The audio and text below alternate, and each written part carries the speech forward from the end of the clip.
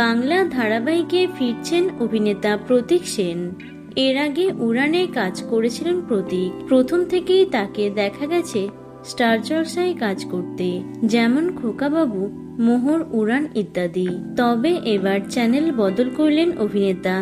জি বাংলায় আসছে প্রতীকের নতুন ধারাবাহিক। নীলাঞ্জনা শর্মা প্রযোজনা সংস্থার তৈরি আপকামিং মেগায় নায়ক হচ্ছেন প্রতীক।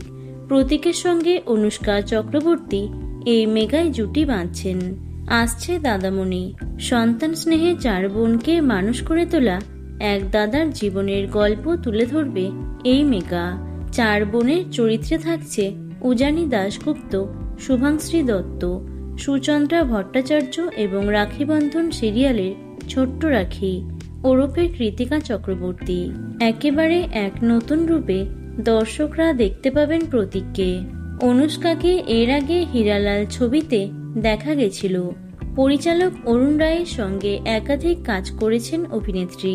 তবে টলিপাড়ায় বাংলা ছবির সংখ্যা কমছে, তাই বড় পর্দার নায়ক নায়িকারাও ছোট পর্দায় কাজ করছেন। প্রসঙ্গত, জি বাংলার তারকা সঙ্গম এই মুহূর্তে চোখে পড়ার মতো।